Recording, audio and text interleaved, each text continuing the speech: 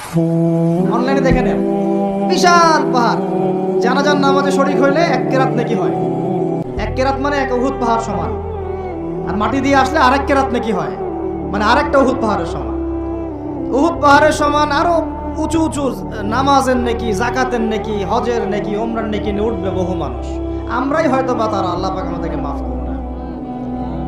ওঠার পরে বহু মানুষ সামনে দাঁড়ায় থাকবে। কাউকে গালি দিছে, কাউকে অন্যায়ভাবে মারছে, কাউকে রিমান্ডে নিয়ে একেবারে পেদানি দিছে, নির্দোষ ছিল, কারো নামে মিথ্যা মামলা দিছে, কারো নামে অপবাদ ছড়াইছে। বেচারা ভালো ছিল, সৎ ছিল, অপবাদ ছড়াই দিছে। কারো নামে ধরেন যে কারো গীবত করছে, কারো টাকা নিয়ে টাকা দেয় নাই, হ্যাঁ, কারো জমি আত্মসাৎ করে খাইছে, ভূমিদস্যু ছিল। মানে মানুষের সাথে জড়িত পাপ ছিল। কি ছিল? অন্যের সাথে জড়িত, মানে অন্যের হক নষ্ট করছে আর কি, অন্যের। এখন আল্লাহ পাক বলবেন যে তোমার এই ঋণ এখন শোধ করো। ওই দিন তো ঋণ শোধ করার কোনো বুদ্ধি আছে? বুদ্ধি নেই। এখন কি পদ্ধতি? ফেরেশতাদেরকে বলা হবে এই ব্যক্তির আমল নামায় যে নেকিগুলো আছে, নামাজের নেকি, রোজার নেকি, হজের নেকি, যাকাতের নেকি, এইগুলা দিয়ে ওদের আমল নামা ভর্তি করো, যারা পাওনাদার দ্বারা আছে। এই ভর্তি করতে করতে করতে করতে এক সময় দেখা যাবে এই ব্যক্তির আমল নামা ফাঁকা হয়ে যাবে। তখন কি হবে? ফেরেশতাদেরকে বলা হবে ওই যে যারা ভুক্তভোগী, ওদের আমল নামা থেকে গোনাহ নিয়ে এই ব্যক্তির আমল নামায় ঢাল। এরপরে ওই ব্যক্তিগুলো দেখা যাবে জান্নাতে চলে গেছে, মাজলুম ছিল পৃথিবীতে, ওই দিন সফল হয়ে গেছে, জান্নাতে চলে গেছে। এবারটা দুনিয়া জালেম ছিল, এ জাহান্নামে চলে গেছে। নাউজুবিল্লাহ। আল্লাহ পাক আমাদেরকে এরকম মানুষের হক নষ্ট করা থেকে হেফাজত করে না। ভাই, মানুষের হক নষ্ট করতে যায় না। নিজে আমল তো এমনিই কম, ভাঙাচুরা ইমান, মুনাফিকের মতো বসবাস করতেছি। এখন তো আমরা মুনাফিকের মতো বসবাস করতেছি। আমি অনেক ভিতরে চলে আসছি। বুঝাইতে চাচ্ছিলাম যে এই বিশ্বে এখন আল্লাহ পাককে সার্বভৌম ক্ষমতার অধিকারী মানা হচ্ছে না। এটা হচ্ছে বৈশ্বিক শিরক। রাজনৈতিক ক্ষেত্রে আমরা আল্লাহর সার্বভৌমত্ব মানছি না, অর্থনৈতিক ক্ষেত্রে আমরা আল্লাহর দেয়া বিধান মানছি না, শিক্ষা ক্ষেত্রে আমরা আল্লাহ পাকের দেয়া শিক্ষানীতি মানছি না, সংস্কৃতির মধ্যে আমরা আল্লাহর সংস্কৃতি মানছি না, ব্যক্তি জীবনে, ইবাদতের জীবনে, পারিবারিক জীবনে, সামাজিক জীবনে আমরা আল্লাহ পাকের সার্বভৌমত্বকে বাদ দিয়ে মানুষের সার্বভৌমত্ব প্রতিষ্ঠা করেছি। আর আমরা তেলাওয়াত করতেছি তাবারাকাল্লাযী বিয়াদিহিল মুলক, আবার পড়তেছি কুলিল্লাহুম্মা মালিকাল মুলক, হে বলুন হে রাজত্বের অধিকারী, তুতিল মুলকা মান তাশা ওয়া তানজিউল মুলকা মিম্মান তাশা। আর তো জানেন না আপনারা, সূরা আলী ইমরানে আছে। তো আমাদের কথা আর বাস্তবতার মধ্যে অনেক ফারাক। আল্লাহ পাক আমাদেরকে কোরআন গভীরভাবে অনুধাবন করার তৌফিক দান করেন। খালি তেলাওয়াত করলেই হবে না ভাই, এর অর্থটা জানতে হবে। অর্থ না জানলে পরে তেলাওয়াত করলে নেকি হবে না, এটা বলি নাই আমি। বলেছি শুধু তেলাওয়াত করলেই পুরো হক আদায় হয় না, শুধু তেলাওয়াত করলেই পুরো হক আদায় হয় না, হয় না, হয় না, 100 বার হয় না। আবার বলতেছি, শোনেন ভালো করে। তেলাওয়াত করলে প্রত্যেক হরফে 10 নেকি হয়, কিন্তু শুধু তেলাওয়াত করলেই কোরআনের সম্পূর্ণ হক আদায় কোশ্চিনকালেও হয় না। এই যে অর্থগুলো না জানলে আপনি কিভাবে বাস্তবায়ন করবেন, বুঝবেন কিভাবে, কি বলেছেন আল্লাহ পাক কোরআনে? এই যে একটা আয়াত নিয়ে এতগুলো কথা বললাম, আপনারা এখন চোখ খুললো যে সারা বিশ্বে আল্লাহর সার্বভৌমত্ব, সভরেন্টি নাই। এখন আমরা মানুষেরটা প্রতিষ্ঠা করেছি কিছু কিছু জায়গায়, ইল্লা মাশাআল্লাহ, কিছু কিছু জায়গায় আমরা মেনে নিয়েছি যে আল্লাহ পাকই সার্বভৌমত্ব ক্ষমতার অধিকারী। এখন তো এটা মানুষের হাতে উঠাই দিয়েছেন। আল্লাহ পাক আমাদেরকে পাঠাইছেন দুনিয়াতে তার খলিফা হিসেবে। কি হিসেবে? তো আল্লাহর খলিফার কাজ কি? শয়তানের দাসত্ব করবে না আল্লাহর? বলেন, আল্লাহর খলিফার বৈশিষ্ট্য কি, ফাংশন কি?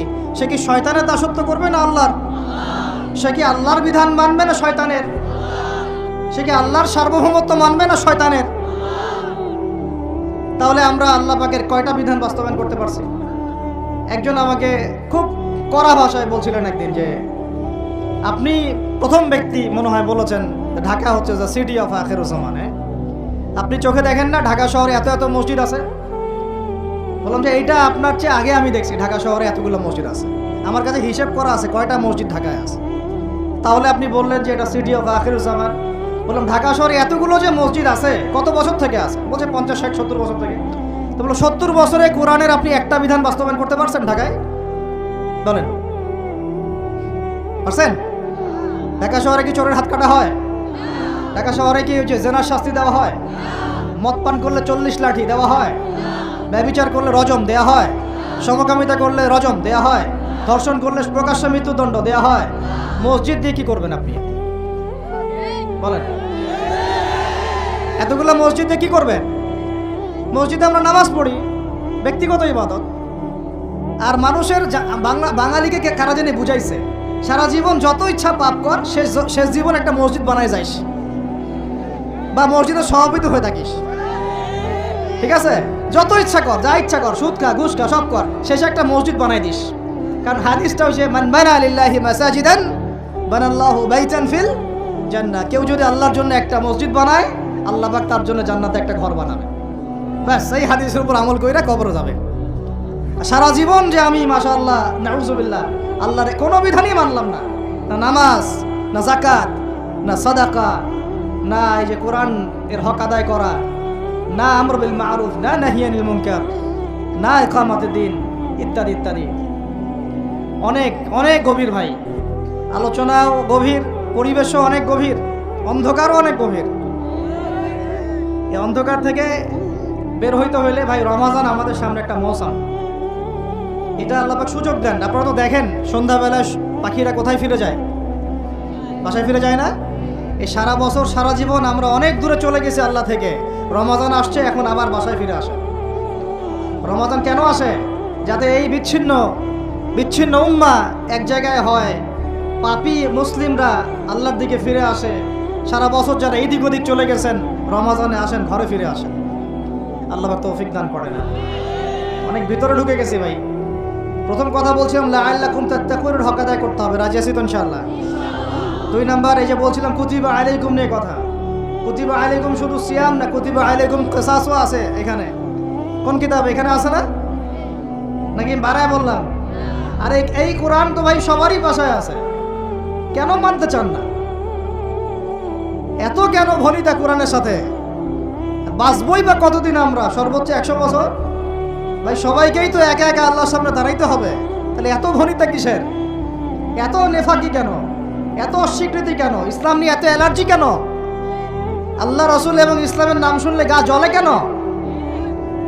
কোরআন সুন্নাহর বিধানের কথা শুনলে কেন মনে হয় যে বাঁকা চোখে তাকান কেন? না জানি আবার কি বলতেছে, কোন জঙ্গি আসলো, কোন সন্ত্রাসী আসলো, এগুলো কি শুরু করছেন? এটা কোরআনের কথা, হাদিসের কথা, আল্লাহর কথা, রসুলের কথা। এখানে এইসব শব্দ প্রয়োগ করেন কেন? কবরে কি আমরা যাব, আপনারা যাবেন না? আপনাদেরকে হিসাব দেওয়া লাগবে না? কি মনে করতেছেন আপনারা? আর এই উম্মার বিজয়ের জন্য কি শুধু আমাদের একার দায়িত্ব না, সবার দায়িত্ব আছে? সবাই মিলে তো শক্ত হাতে একটা হাতল ধরলে না ইসলাম বিজয় হবে। তা আল্লাহ পাক যে ক্ষমতা যাদেরকে দিয়েছেন, কেন আপনারা বুঝতে চেষ্টা করেন না যে আল্লাহ রব্বুল আলামিনের কাছেই সর্বভৌম ক্ষমতা, তার বিধান বাস্তবায়ন করেন, আল্লাহ পাক আপনাদেরকে আরো শক্তিশালী করবে ইনশাআল্লাহ। যদি না করেন তাহলে শোনেন, একটা সময় পর্যন্ত আল্লাহ পাক ছাড় দেন। এটা ইতিহাস। নমরুদ একটা লম্বা সময় ছাড় পাইছে, ফিরআউন আরো লম্বা একটা সময় ছাড় পাইছে, আদ জাতি, সামুদ, আসহাবুল আইকা, মাদিয়ান, লুত, কত যে কম চলে গেছে হিসাব নাই। ইতিহাসটা খালি পড়বেন কোরআনের, কত যে কম পৃথিবী থেকে চলে গেছে এরই হিসাব নাই। আল্লাহ পাক জানাইছেন অল্প কিছু, বাকি কিছু জানানো নাই। আল্লাহ পাক জানানি নাই অনেক কিছু আমাদেরকে, যেগুলো আমাদের দরকার সেগুলো জানাইছেন কিছু কিছু। কেউ কি টিকতে পারছিল? কেউ কি আল্লাহর বিধানের বাইরে গিয়ে চলতে পারছে, দুনিয়া টিকতে পারছে? কেউ কি চিরস্থায়ী ছিল? কোন নবীও তো চিরস্থায়ী ছিল না। তাহলে কিসের পিছনে ছুটতেছেন? আল্লাহ পাক আমাদের সবাইকে কথাগুলো বোঝার তৌফিক দান করেন। ব্যক্তি জীবন থেকে শুরু করে এক সর্বোচ্চ লেভেল পর্যন্ত কোরআন, হাদিস, ইসলামকে বাস্তবায়ন করার তৌফিক দান করেন। আল্লাহ পাক যাদের মধ্যে সৎ এই সততা আছে এই মানুষগুলোকে আল্লাহ পাক আমাদের ঊর্ধ্বতন কর্তৃপক্ষ বানায় দেন, আমিন। বা যারা আছেন তাদেরকে আল্লাহ পাক হেদায়েত দান করেন। রমাজানের এই শিক্ষাটার সামনেও এরকম দু একটা শব্দ আছে, কুতিবা আলাইকুমুল কিসাস। আর একটা তো বললে তো মাথাই খারাপ হয়ে যাবে, বলবো? ওই যেখানে দেখছেন কুতিবা আলাইকুমুস সিয়াম, কুতিবা আলাইকুমুল কিসাস, এই ডানে বামেই খুঁজবেন, 3টা পৃষ্ঠার মধ্যেই পাবেন, লেখা আছে কুতিবা আলাইকুমুল কিতাল, জাতিসংঘ। আপনি ইসলামিক বিধানের কথা যতই বলেন তারা মানবে না, সোজা কথা। আপনি যদি বলেন কোরআন এবং হাদিস এবং সর্বশেষ নবী মুহাম্মদ সাল্লাল্লাহু আলাইহি ওয়াসাল্লাম আমাদেরকে এইগুলো দিয়ে গেছেন, আল্লাহ পাক এইগুলো নাজিল করছেন, আসেন এইগুলোর আলোকে বিশ্ব গড়ি, ওরা মানবে না। বরং ওরা আপনার উপর যুদ্ধ ঘোষণা করবে। কি করবে? এ হচ্ছে এই বিশ্বের সবচেয়ে বড় তাগুত, সবচেয়ে বড় কাফের, সবচেয়ে বড় মুশরিক, সবচেয়ে বড় মুনাফিক।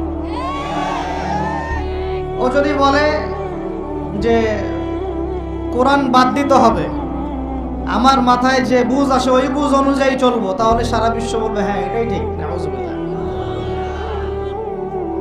অর্থনৈতিক মোড়ল সে যদি বলে আল্লাহ পাক কোরআনে সুদ হারাম করছেন, তো কি হয়েছে, আমাদের ব্যাংকিং সিস্টেম চলবে সুদের উপর, সারা বিশ্ব বলবে এই যে সামি'না ওয়া আতা'না, ইয়েস স্যার, শুনলাম মানলাম। কথা বুঝেন না আমার? ও সারা বিশ্বকে যদি বলে ওদের ব্যাংকিং সিস্টেম, প্রত্যেকটা ব্যাংকিং সিস্টেম চলবে সুদ ভিত্তিক, আল্লাহ কোরআনে হারাম করুক আর হালাল করুক দেখার দরকারই নেই আমাদের। নাউজুবিল্লাহ। মানলে ইচ্ছা হইলে মানেন, না ইচ্ছা হইলে আমরা বোম মেরে উড়াই দেব। ইচ্ছা হইলে মারেন, না হলে কি একেবারে দিব শেষ করার জন্য অনেক অস্ত্র আছে ওদের। যারা পলিটিক্যাল অ্যাফেয়ার্স ঘাটাঘাটি করে তারা জানে এদের 72টার মতো অস্ত্র আছে।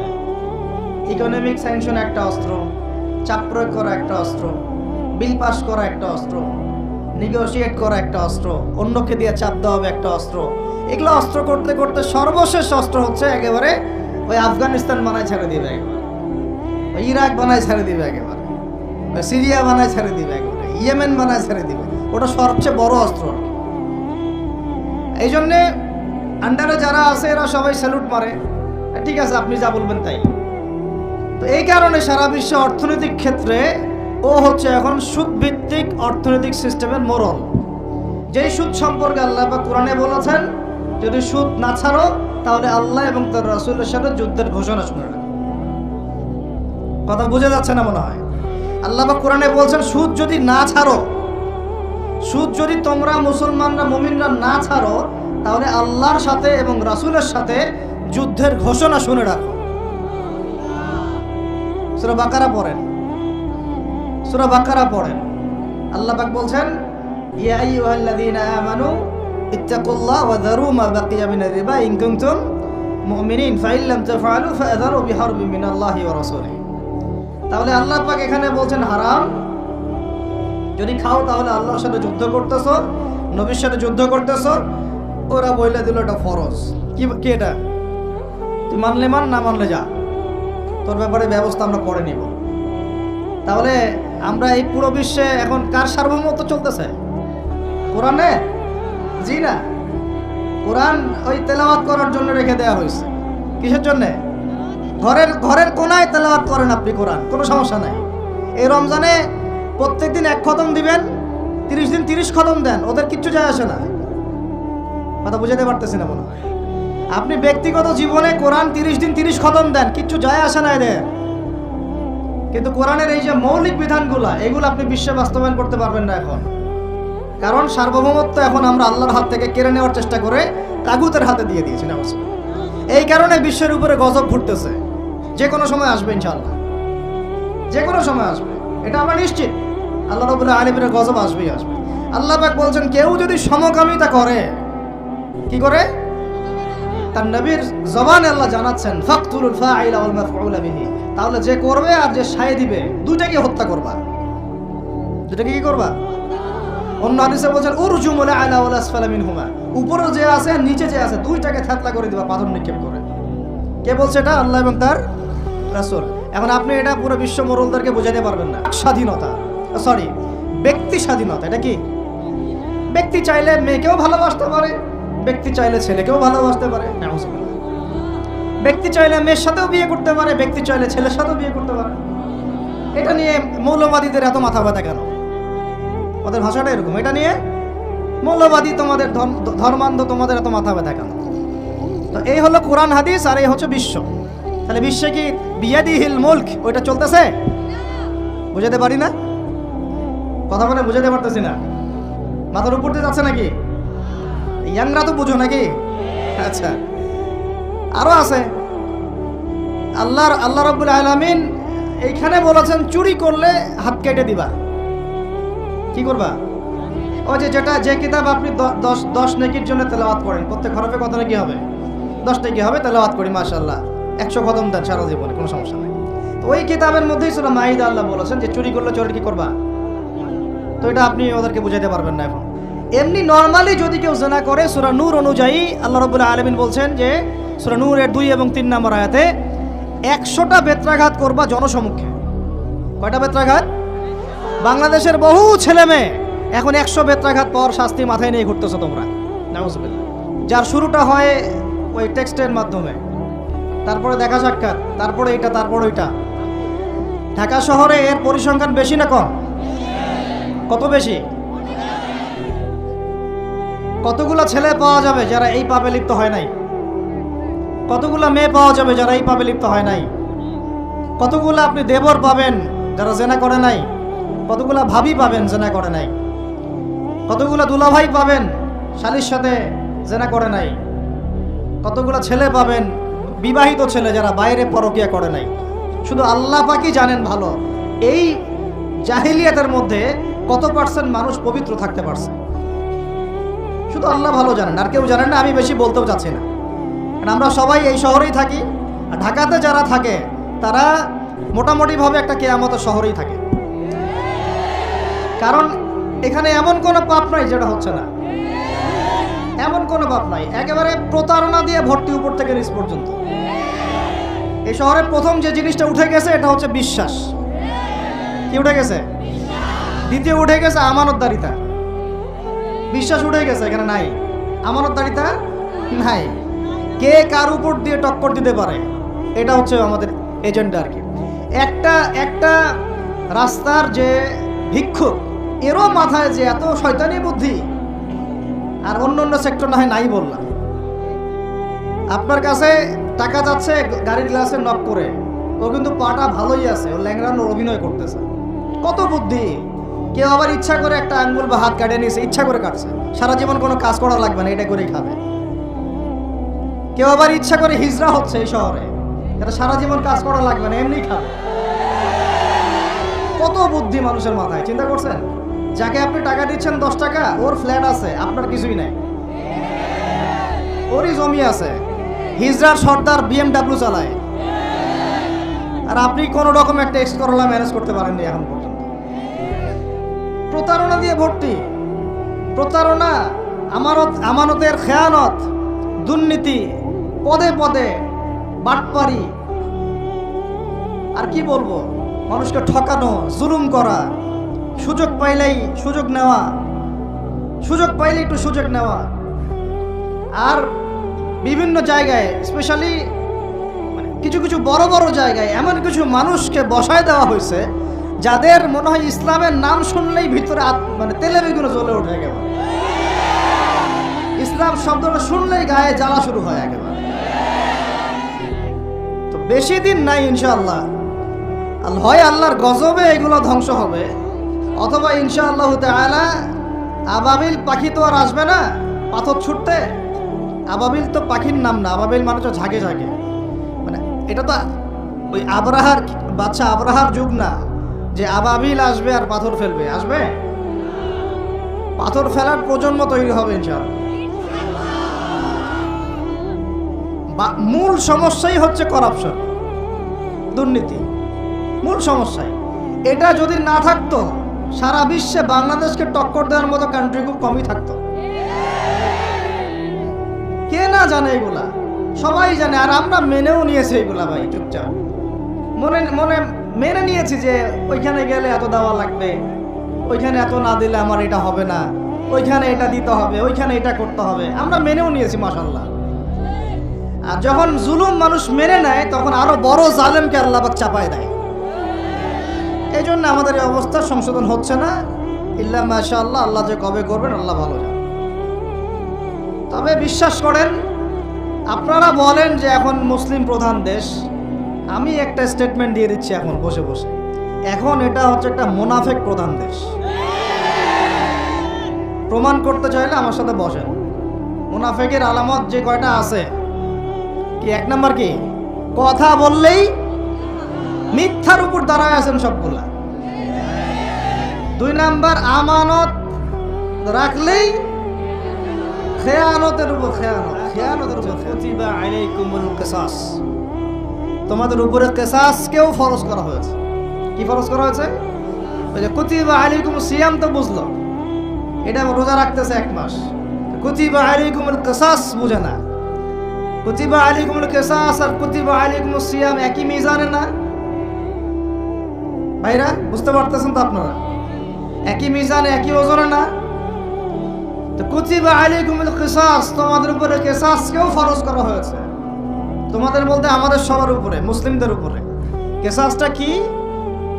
কিসাসটা কি? কেউ যদি কোনো ভাইকে অন্যায়ভাবে হত্যা করে, তাকেও সেভাবেই হত্যা করতে হবে, এটা হলো কিসাস। হাতের বদলে হাত, চোখের বদলে চোখ, কি কানের বদলে কান, এমনকি দাঁতের বদলে দাঁত, এর নাম কিসাস। আছে বাংলার জমিনে? আছে? কুতিবা আলাইকুমুস সিয়াম আছে আমাদের সমাজে, কুতিবা আলাইকুমুল কিসাস জাদুঘরে আছে। কোথায় আছে? ওটা ইমপ্লিমেন্ট করতে গেলে জাতিসংঘ বলবে যে আমরা মৌলবাদী হয়ে গেছি। আপনারা পড়েন প্রত্যেক রাতে তাবারাকাল্লাযী বিয়াদিহিল মুলক, তাই না? সূরা মুলক তো পড়েন রাতে, রাতের বেলা সূরা মুলক পড়ার অভ্যাস করেন। নবী সাল্লাল্লাহু আলাইহি ওয়াসাল্লাম এই সূরাটাকে বলেছেন, এই সূরা কবরের আযাব থেকে বাঁচায় দিবেন ইনশাআল্লাহ। উসমান রাদিয়াল্লাহু আনহু সামনে জান্নাত জাহান্নামের আলোচনা করা হলে তিনি কাঁদতেন না, খুব কম কাঁদতেন, কিন্তু কবরস্থানে কবর দেখলে তার দাড়ি অশ্রু দিয়ে ভিজে যাইত। এই জায়গায় যে পার পাবে সে সব জায়গায় পার হয়ে যাবে ইনশাআল্লাহ। ওই জায়গার একাকিত্বে ওই আযাব থেকে বাঁচাবে একটা সূরা। কি নাম? সবাই মুখস্থ করবেন ইনশাআল্লাহ।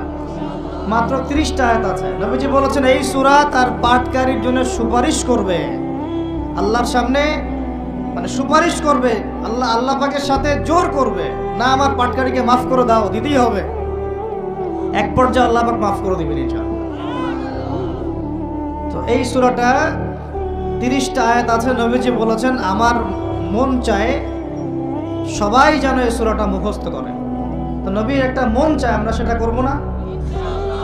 2টা সূরা আমাদের মুখস্থ থাকা দরকার সবার। বড় বড় সূরার কথা বলছি, ছোট ছোট সূরা তো আপনারা সবাই অনেকে জানেনই। একটা সূরা ইয়াসিন, একটা হলো সূরা মুলক। সূরা ইয়াসিন পড়বেন একেবারে সকালবেলা ফজরের পরে, এবং ইনশাআল্লাহ বড় বড় বুজুর্গানের দিন যারা ছিলেন তাদের ডেইলি রুটিনের মধ্যে সূরা ইয়াসিন থাকতোই থাকতো। এটা তেলাওয়াত করে তারা হাজত পেশ করতেন আল্লাহর কাছে, এবং এর ওসিলা আল্লাহ পাক ওই হাজত পূরণ করে দিতেন। এটা পরীক্ষিত আমল। সূরা ইয়াসিন সবার কলিজার মধ্যে থাকা চাই, আল্লাহ পাক তৌফিক দান করেন। আর রাতের বেলা পড়বেন সূরা মুলক। কোন সূরা? যদি আরো পড়েন সূরা ওয়াকিয়া পড়বেন। অনেকে বলেন রিজিকের সমস্যা, রিজিকের সমস্যা দূর হওয়ার অন্যতম একটা আমল হচ্ছে সূরা ওয়াকিয়ার তেলাওয়াত। রাতের বেলা কোন সূরা? ইযা ওয়াকাআতিল ওয়াকিআ লাইসা লিওয়াকাআতিহা কাযিবা, এই সূরাটা তেলাওয়াত করবেন রাতের বেলা। আরো একটা সূরা আছে রাতে তেলাওয়াত করার জন্য, আলিফ লাম মিম সিজদা। আলিফ লাম মিম সিজদা, এটাও তেলাওয়াত করতে পারেন।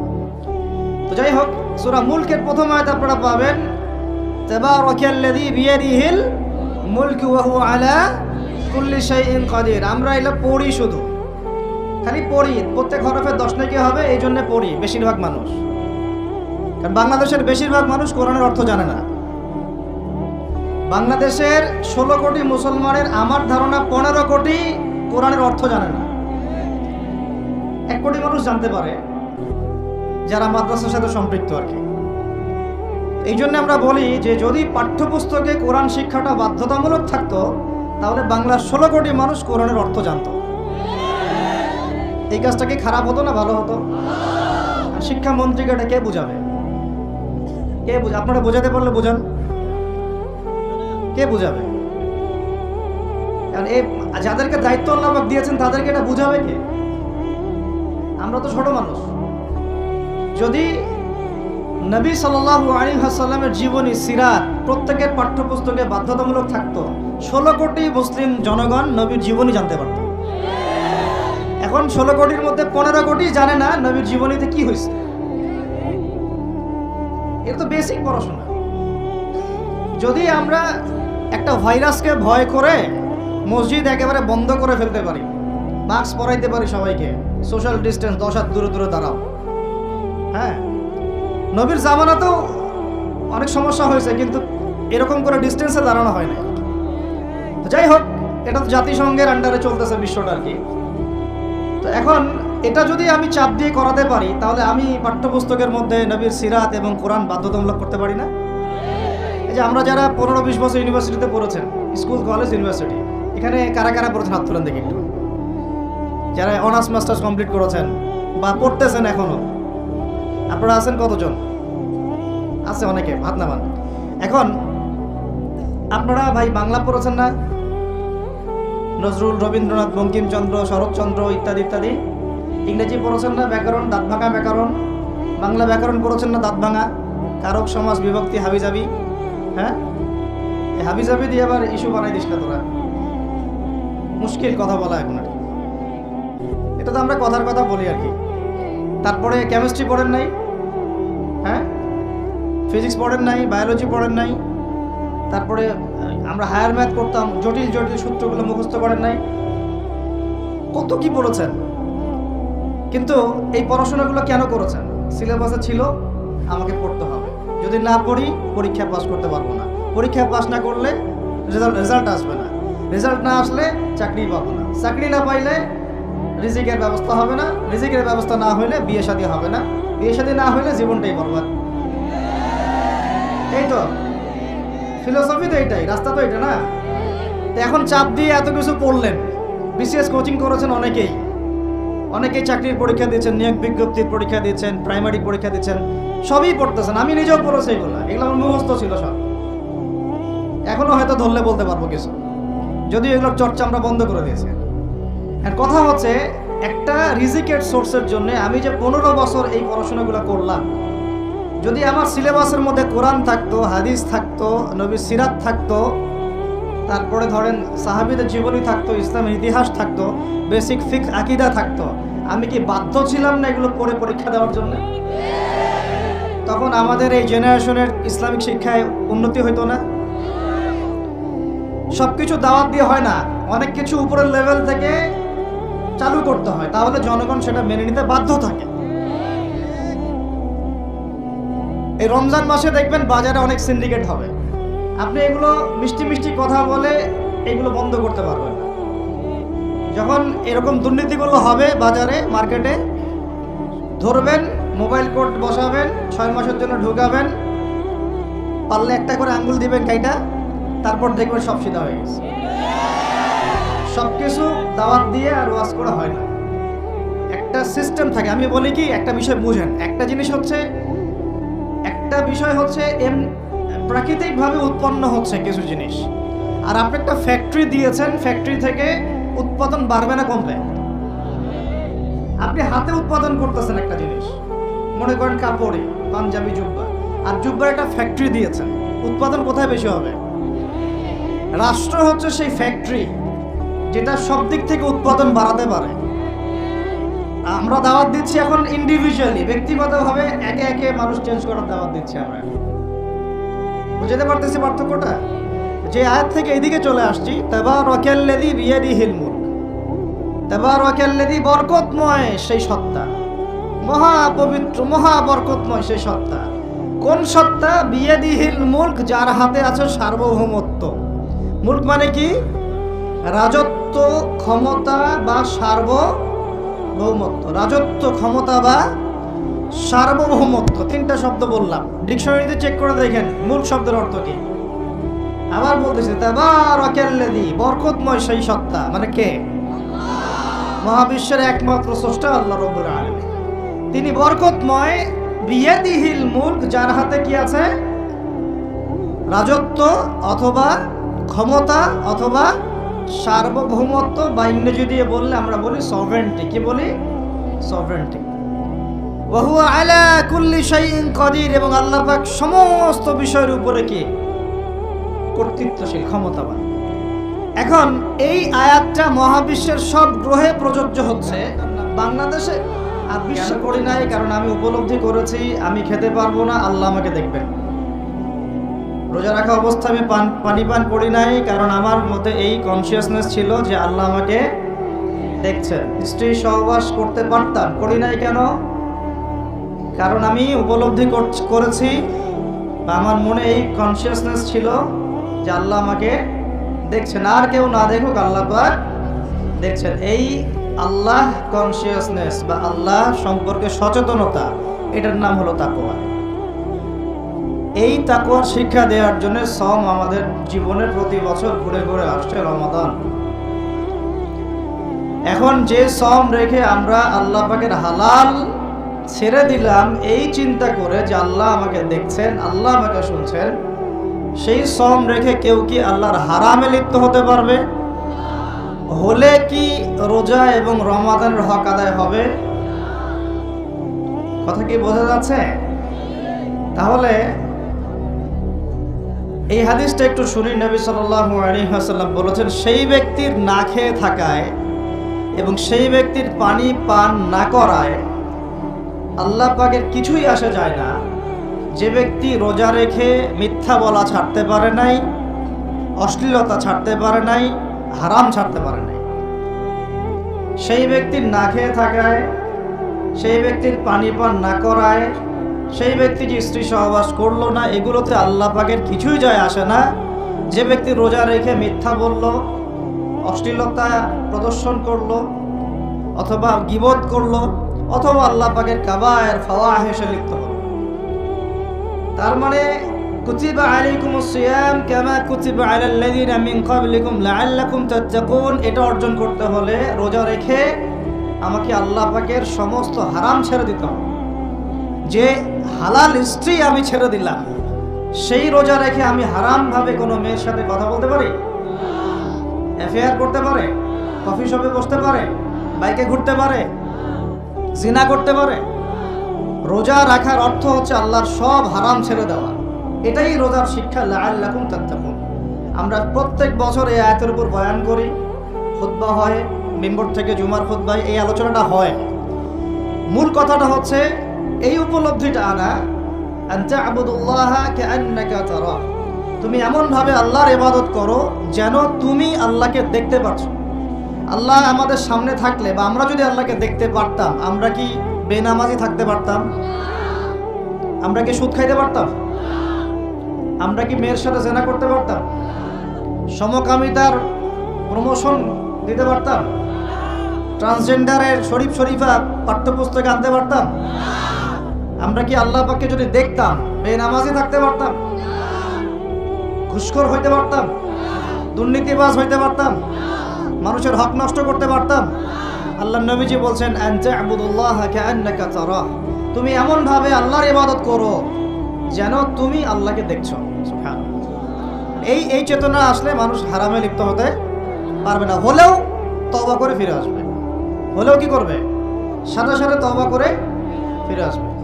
আর ওয়াইল্লাম তাকুন তারাহু, তুমি যদি আল্লাহকে দেখতে না পারো, ফাইন্নাহু ইয়ারাক, জেনে রাখবা আল্লাহ তোমাকে দেখছেন। ঠিক যে উপলব্ধিটা আমরা রোজা রেখে অর্জন করি। আমরা খাই না, আমরা পানি পান করি না, তৃষ্ণায় গলা ফেটে যাচ্ছে, প্রচন্ড রোদ, ক্ষুধায় পেট চোচো করতেছে, খাই কেন? খাই না কারণ আমরা উপলব্ধি করি আল্লাহ পাক আমাদেরকে দেখছেন। কেউ না দেখুক আল্লাহ দেখবেন। গোসল করার সময় পানি খাইতে পারতেছি না।